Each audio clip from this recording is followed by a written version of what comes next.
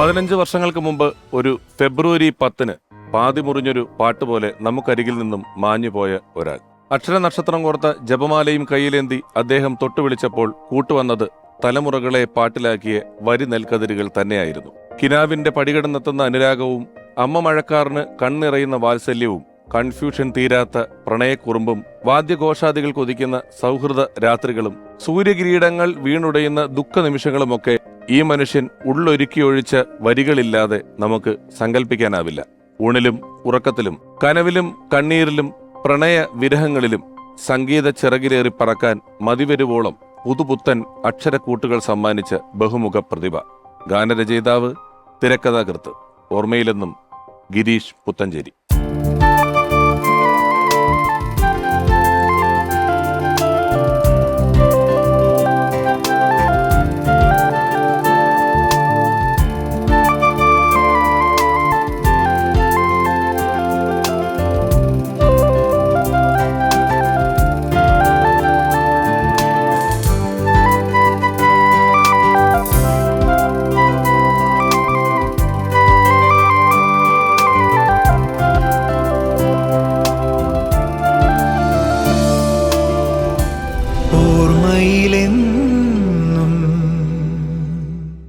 ഗിരീഷ് പുത്തഞ്ചേരിയെ ഓർക്കുമ്പോൾ എനിക്ക് അദ്ദേഹത്തിൻ്റെ സിനിമയായിട്ട് ബന്ധപ്പെടുന്നതിനേക്കാൾ മുൻപുള്ള ഓർമ്മകൾ വരിക.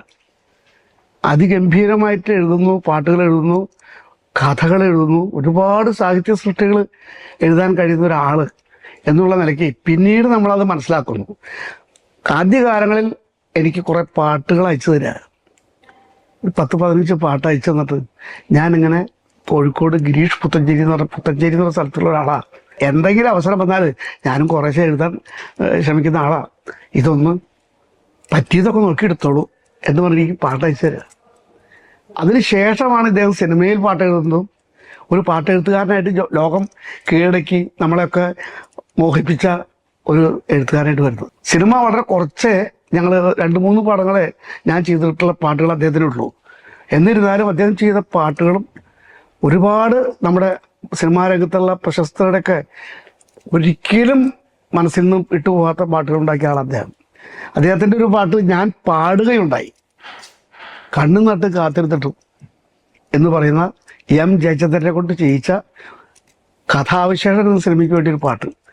അപ്പോൾ ഞാൻ പാട്ടുകാരനായിട്ട് ആഗ്രഹിച്ച് ഒരുപാട് കാലങ്ങൾ താണ്ടി നടന്ന ഒരാൾ ഈ ഒരു പാട്ട് എന്നെ കൊണ്ട് പാടിക്കുകയും ഞാനത് പാടിക്കഴിഞ്ഞപ്പോൾ ഭാവഗായകൻ ജയേട്ടൻ 4 വരി പാടിയിട്ടുണ്ട്, പക്ഷേ 8 വരി മേജർ പോർഷൻ ഞാനാണ് പാടി. കണ്ണും തൊട്ട് കാത്തിരുന്നിട്ട് പാടാണ്ട് എനിക്കൊരു വേദിയിൽ നിന്ന് പോരാൻ പറ്റില്ല. ഗിരീഷ് പുത്തഞ്ചേരിക്ക് ആ പാട്ടിൻ്റെ രചനയ്ക്ക് അവാർഡ് കിട്ടിയിട്ടുണ്ട്. എന്തായാലും അദ്ദേഹത്തിൻ്റെ ഓർമ്മയിൽ ഇത് നമുക്ക് ഒരിക്കലും അദ്ദേഹത്തിനൊന്നും മറന്നില്ല. എല്ലാ പാട്ടുകളെക്കുറിച്ചും ഒരു ദിവസമെങ്കിലും കേൾക്കാതിരിക്കാൻ പറ്റുന്ന രചയിതാവല്ലായിരുന്നു അദ്ദേഹം. അപ്പം അദ്ദേഹം ഓർമ്മയ്ക്ക് മുന്നിൽ ശിരസ് നമിക്കുന്നു. ഗിരീഷ് പുത്തഞ്ചേരി എന്ന് പറയുന്നത് എൻ്റെ ഒരു സഹപ്രവർത്തകൻ മാത്രമായിരുന്നില്ല, അദ്ദേഹം എൻ്റെ ഒരു കുടുംബ സുഹൃത്തായിരുന്നു. പലപ്പോഴും ഇവിടെ വരികയും ഭക്ഷണം കഴിക്കുക, എന്നെ കൂടി കിടന്ന് ഉറങ്ങുകയൊക്കെ ചെയ്യുന്ന ആളായിരുന്നു. തന്നെയുമല്ല, അദ്ദേഹം സഹകരിക്കുന്ന സമയത്ത് അദ്ദേഹത്തോട് പാട്ട് എഴുതാനെന്ന് പറഞ്ഞാൽ 10 മിനിറ്റ് കൊണ്ട് പാട്ട് റെഡിയാവും. ചെറിയ കറക്ഷൻസ് പറഞ്ഞാൽ അപ്പം തന്നെ വീണ്ടും റെഡിയാവും. ഒരു വാക്കിൻ്റെ അളവ് മാറ്റി വേറൊരു അളവിലുള്ള സാധനം ഞാൻ എൻ്റെ അളവ് ഇതല്ല എന്ന് പറഞ്ഞിട്ടുണ്ടെങ്കിൽ ഒരു 4-5 വാക്കുകൾ അതേ മീനിങ് ഉള്ളത് അപ്പം തന്നെ വെച്ച് വരും പുള്ളി. അത്രയ്ക്ക് ടാലൻറ്റഡ് ആയിട്ട് ആളായിരുന്നു. പദസ്വാധീനം എന്ന് പറഞ്ഞാൽ അദ്ദേഹത്തിനുള്ള പോലെ വേറെ ആർക്കും ഞാൻ കണ്ടിട്ടില്ല. തന്നെയുമല്ല, അദ്ദേഹം തേന്മാവും കുമ്പത്തിൻ്റെ സമയത്ത് ടേക്കിൻ്റെ സമയത്ത് പറയണ്, ആ ചരണത്തിൻ്റെ എൻഡിൽ എന്നൊരു സാധനം എഴുതണം എന്ന് പറഞ്ഞിട്ടുണ്ടെങ്കിൽ അപ്പം തന്നെ 2 സെറ്റ് എഴുതി തരും. അപ്പോൾ എനിക്ക് വളരെ അത്ഭുതമായിരുന്നു. അദ്ദേഹമായിട്ട് ആദ്യമായിട്ട് കൂടിയത് തേന്മാങ്കുമ്പത്തിലാണ്. ഫസ്റ്റ് പടത്തിൽ കെ ജയകുമാർ സാറായിരുന്നു ഞങ്ങൾക്ക് ഗാനരചന നടത്തിയത്. അപ്പോൾ ഇത് തുടങ്ങിയപ്പോഴത്തേക്കും തേന്മാങ്കുമ്പത്തിൻ്റെ സമയത്ത് മൊത്തം കള്ളിപ്പൂങ്കുയിൽ എന്നുള്ളതിൻ്റെ തുടക്കം വേറെ ആയിരുന്നു. ടേക്കിൻ്റെ സമയപ്പോഴാണ് ഞാൻ പറഞ്ഞത് കള്ളിപ്പൂങ്കുയിൽ എന്നുള്ളത് ആ കന്നി തേനൊന്നും വരുന്നത്. അപ്പോൾ അത് മാറ്റിയിട്ട് നമുക്ക് വേറെ എന്തെങ്കിലും വിളിയായിട്ട് തുടങ്ങുന്നത് അപ്പം തന്നെ വേറെ എഴുതുന്നു. അപ്പോൾ അങ്ങനെ പുള്ളിക്ക് എന്ത് വേണമെങ്കിലും ഇൻസ്റ്റൻ്റായിട്ട് ചെയ്യാനറിയാവുന്ന ഒരാളും അതിനുള്ള കഴിവുള്ള ആളുമായിരുന്നു. അദ്ദേഹത്തിൻ്റെ ക്രാഫ്റ്റിനെ പറ്റി, അദ്ദേഹത്തിൻ്റെ പ്രതിഭയെ പറ്റി ഒന്നും ആരോടും പറയേണ്ട കാര്യമില്ല, അതെല്ലാം നിങ്ങൾക്ക് എല്ലാവർക്കും അറിയാം. പക്ഷേ കൂടെ ഇരുന്ന് വർക്ക് ചെയ്യുമ്പോൾ അത്ഭുതം തോന്നുന്നുള്ളൊരു കാര്യമാണ് അദ്ദേഹത്തിൻ്റെ അതിവേഗത. ഒരു ട്യൂൺ എത്ര കോംപ്ലിക്കേറ്റഡ് ട്യൂൺ ആയിക്കോട്ടെ അത് പറഞ്ഞു കൊടുക്കുന്നതിന് തീരുന്നതിന് മുമ്പ് തന്നെ അദ്ദേഹം അതിമനോഹരമായ വരികൾ എഴുതി കാണും. അപ്പോൾ നമ്മൾ തോന്നും ഇത്ര പെട്ടെന്ന് എഴുതിയതിൻ്റെ പേരിൽ അതിൻ്റെ അത് ചിലപ്പോൾ വളരെ ഫ്ലാറ്റ് ആയിട്ടുള്ളതായിരിക്കും, പക്ഷേ നല്ല ഗഹനമായ ആശയവും ഉണ്ടാവും. അദ്ദേഹത്തിൻ്റെ ഉള്ളിലുള്ള സംഗീതവും കൂടി കൊണ്ടാണ് അദ്ദേഹത്തിന് അങ്ങനെ എഴുതാൻ സാധിച്ചത്. അങ്ങനെ വളരെ കുറച്ച് പേർക്ക് മാത്രം അങ്ങനെ എഴുതാൻ സാധിച്ചിട്ടുള്ളത്. അദ്ദേഹത്തിൻ്റെ വരികൾക്കോ അദ്ദേഹത്തിൻ്റെ ഗാനങ്ങൾക്കൊന്നും ഒരിക്കലും മരണമില്ല. പിന്നെ അദ്ദേഹം ഞങ്ങൾക്ക് ചെയ്തതെന്ന വേറൊരു വലിയൊരു ഉപകാരമാണ് ചന്ദ്രലേഖയുടെ സമയത്ത് ഞാനിങ്ങനെ പല ബുക്കുകളിലൊക്കെ ഇങ്ങനെ സരിഗമ കുത്തിക്കുറിച്ചിടും. അത് കഴിയുമ്പോഴത്തേക്ക് അത് നമ്മൾ മടക്കി വെക്കും. അപ്പോൾ എന്നോട് കുറിച്ച് വേണി ഇങ്ങനെയല്ല, നമ്മൾ ചെയ്യുന്ന വർക്കിൻ്റെ നൊട്ടേഷൻസ് അത് തരംതിരിച്ച് റൊമാൻറ്റിക് സോങ്സ് വേറെ, ഭക്തി വേറെ, ക്ലാസിക്കൽ വേറെ ആയിട്ട് തിരിച്ചിട്ട് ഒരു ഡയറിയിൽ എഴുതി വെക്കണം. അപ്പം നിങ്ങൾക്ക് ഭാവിയിൽ ഉപയോഗിക്കാം. അത് നമ്മൾക്ക് അല്ല ഒരു സിനിമയ്ക്ക് വേണ്ടി ചിലപ്പോൾ 10-15 ട്യൂൺ ഇട്ടാൽ 3 ട്യൂണേ ഉപയോഗിക്കാൻ പറ്റുള്ളൂ. ബാക്കിയുള്ള ട്യൂൺ വേസ്റ്റ് ആക്കി കളയരുത്, അത് നല്ലത് തന്നെയായിരിക്കും. അത് മറ്റെന്തെങ്കിലും ആവശ്യമില്ല, നിങ്ങൾക്ക് ആൽബത്തിനെങ്കിലും ഉപയോഗിക്കാവത് എന്ന് പറഞ്ഞിട്ട് അദ്ദേഹം തന്നെ ഒരു ഡയറി എടുത്തിട്ട് തരംതിരിച്ചൊക്കെ എല്ലാം എഴുതി തന്നിട്ട് അതാണ് തുടങ്ങിയത്. ഇപ്പോഴും ഞാനത് തുടർന്നുകൊണ്ട് പോവുകയാണ്. അത് അദ്ദേഹം തുടങ്ങി തന്നാണ്. അങ്ങനെ ഒരിക്കലും മറക്കാനാവാത്ത ഒരു വ്യക്തിയാണ്. ഞാൻ ഒരുപാട് സ്നേഹിക്കുന്ന ഒരു വ്യക്തിയാണ്. എനിക്ക് വളരെയധികം കടപ്പാടും ഉള്ളതാണ്. ഒരു സംഗീത ലോകത്ത് ഞാൻ മദ്രാസിൽ ഗിരീഷ് സാറിനെ കാണുന്നത് തന്നെ പിന്നെ ഒരു പക്ഷേ നീ വരുവോളത്തിൽ പാട്ട് പാടാൻ അവിടെ മദ്രാസിൽ ചെല്ലുമ്പോഴാണ് അദ്ദേഹത്തെ പരിചയപ്പെടുന്നത്. അദ്ദേഹത്തിൻ്റെ വരികളായിരുന്നു നീ വരുവോളം. ജോൺസൺ മാസ്റ്റർ മ്യൂസിക് ചെയ്തിട്ട് ഈ തെന്നലും തിങ്കളും എന്നുള്ള പാട്ട്. അതിന് ഗിരീഷ് പുത്തഞ്ചേരി സാർ എന്നെ ഒരു ദിവസം വിളിച്ചിട്ട് പറഞ്ഞു, നീ മദ്രാസ് വരെ വരണം, ഞാൻ ഒരാളെ പരിചയപ്പെടുത്താം. അപ്പോൾ അടുത്തൊരു സിനിമയിൽ നിനക്കൊരു പാട്ട് ഞാൻ പറഞ്ഞു വെച്ചിട്ടുണ്ട് എന്ന് പറഞ്ഞിട്ട് എന്നെ കൊണ്ടുപോയി. ഞങ്ങൾ മദ്രാസിൽ ചെന്നു. എന്നെ കൊണ്ടുപോയി കമൽ സാറിനെ പരിചയപ്പെടുത്തി, വിദ്യാസാഗർ സാറിനെ പരിചയപ്പെടുത്തി. അങ്ങനെയാണ് എനിക്ക് കൃഷ്ണകുടിയിലൊരു പ്രണയകാലത്ത് എന്ന സിനിമയിൽ മറ്റേ മഞ്ഞുമാസ പക്ഷി എന്നുള്ള പാട്ട് എനിക്ക് കിട്ടുന്നത്. ഗിരീഷ് പുത്തഞ്ചേരി സാറാണ് അതിൻ്റെ ശരിക്കും എനിക്ക് വേണ്ടി പ്രവർത്തിച്ചത്. സാറിൻ്റെ പാട്ടിൽ എനിക്ക് ഞാൻ പാടിയ പാട്ടുകളൊക്കെ എനിക്ക് വലിയ ജീവനാണ്. മഞ്ഞുമാസപ്പക്ഷിയും ഈ തന്നലും ഒക്കെ എനിക്ക് വലിയ ജീവൻ തന്നെയാണ്. പക്ഷെ എനിക്ക് ശോകഗാനങ്ങളോട് വലിയ ഇഷ്ടമാണ്. അപ്പം ഞാൻ അദ്ദേഹത്തിൻ്റെ ഏറ്റവും ഇഷ്ടപ്പെട്ട, ഞാൻ എപ്പോഴും മുളി നടക്കുന്നൊരു പാട്ടുണ്ട്, അത് ഞാൻ ഒരു 2 വരി പാടാം. മനസ്സിൻ മണിച്ചിമിഴിൽ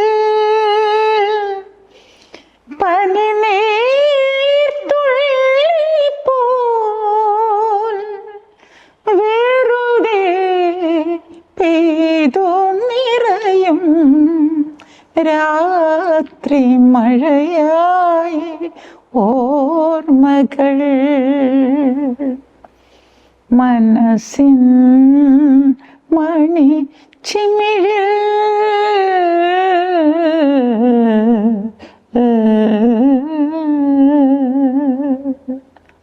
അതിൻ്റെ വരികൾ മാഞ്ഞു പോകും ഈ രാവും, നിറസന്ധ്യ നേർക്കും ഈ രാവും, എന്തെല്ലാം അതിൻ്റെ വരികളൊക്കെ കേട്ട് ഇത്ര മനോഹരമാണ് എനിക്ക്. അത് തന്നെയല്ല എത്രയോ പാട്ടുകൾ, ഓരോ പാട്ടും അതിമനോഹരം എന്നേ പറയാൻ പറ്റുള്ളൂ. ഗൃഹാതുരത്വം ഉണർത്തുന്ന അനേകം ഗാനങ്ങൾ നമുക്ക് സമ്മാനിച്ച് നേരത്തെ നമ്മളെല്ലാം വിട്ടുപിരിഞ്ഞ ഗിരീഷ് പുത്തഞ്ചേരി, എനിക്ക് അദ്ദേഹത്തിൻ്റെ കുറച്ച് ഗാനങ്ങൾ പാടാനുള്ള ഭാഗ്യം ഉണ്ടായിട്ടുണ്ട്. അദ്ദേഹം എഴുതിയ പാട്ടുകളും അദ്ദേഹം സംഗീതം ചെയ്തിട്ടുള്ള പാട്ടുകളും പാടാനുള്ള ഭാഗ്യം എനിക്കുണ്ടായിട്ടുണ്ട്. പ്രത്യേകിച്ച് ഞാൻ പാടിയ പാട്ടുകളിൽ എനിക്ക് പെട്ടെന്ന് ഓർമ്മ വരുന്നത് രാവേറിയായി പൂവേ എന്ന ഗാനം അദ്ദേഹം എഴുതിയ പാട്ടാണ്. അദ്ദേഹം നല്ലൊരു ഗായകൻ കൂടിയായതിനാൽ അദ്ദേഹത്തിന് കറക്റ്റ് മീറ്ററിൽ, കറക്റ്റ് അളവിൽ പാട്ടെഴുതാനുള്ള ഒരു പ്രത്യേക കഴിവ് ഉണ്ടായിരുന്നു. പെട്ടെന്ന് ഒരു പാട്ട് എഴുതി തീർക്കാനുള്ള ഒരു കഴിവും അദ്ദേഹത്തിനുണ്ടായിരുന്നു. ആ പെട്ടെന്ന് എഴുതുകയാണെങ്കിൽ തന്നെ അത് വളരെ ഏറെ അർത്ഥവത്തായതും ആഴമേറിയ വരികളായിരുന്നു അദ്ദേഹം നമുക്ക് സമ്മാനിച്ചിട്ടുള്ളത്. നമുക്ക് തീരാ നഷ്ടമാണ് അദ്ദേഹത്തിൻ്റെ ഈ നേരത്തെയുള്ള വിയോഗം. അദ്ദേഹത്തിൻ്റെ ഓർമ്മകൾക്ക് മുമ്പിൽ എൻ്റെ പ്രണാമം. എൻ്റെ രണ്ടാമത്തെ സിനിമ രാജമാണിക്യം എന്ന സിനിമ പാടുന്ന സമയത്ത് അതിൻ്റെ കമ്പോസിങ് ടൈമിൽ തന്നെ എനിക്ക് ഗിരീഷ് ചേട്ടനുമായിട്ട് ഒരുമിച്ച് ഇരിക്കാനും അദ്ദേഹത്തിൻ്റെ എഴുത്തിൻ്റെ ശീലങ്ങൾ മനസ്സിലാക്കാനും സാധിച്ചിട്ടുണ്ട്. അതെൻ്റെ ആ പാട്ട് വളരെ സൂപ്പർ ഹിറ്റായിട്ടുള്ളൊരു പാട്ടായിരുന്നു, പാണ്ടിമേളം എന്നുള്ള പാട്ട്. അതുപോലെ തന്നെ അതിന് ശേഷം 2009 ഈ പട്ടണത്തിൽ ഭൂതം എന്ന ഒരു സിനിമയിൽ അടിപൊളി ഇടിമഴ പടവിളി നടുവിൽ എന്നുള്ള പാട്ട്, വളരെ ചടുലമായ വാക്കുകൾ നിരത്തിയിട്ടുള്ള എഴുത്ത്. ആ പാട്ട് എഴുതുമ്പോഴും ശരിക്കും ഗിരീഷ് ചേട്ടനും ഞാനും ഒരുമിച്ചിരുന്ന് ആലുവ പാലസിലിരുന്നിട്ടാണ് ആ പാട്ട് എഴുതുന്നത്. ജോണി ആൻ്റണിയുടെ സംവിധാനത്തിലുള്ള സിനിമയായിരുന്നു. എന്നെ അത്ഭുതപ്പെടുത്തിയിട്ടുള്ള ഒരു കാര്യം എന്ന് വെച്ചാൽ ഗിരീഷ് പുത്തഞ്ചേരി എന്ന് പറഞ്ഞ പാട്ടെഴുത്തുകാരൻ ഒരു പാട്ടെഴുത്തുകാരൻ മാത്രമായിരുന്നില്ല, നല്ല ഒരു മ്യൂസീഷ്യനാണ്.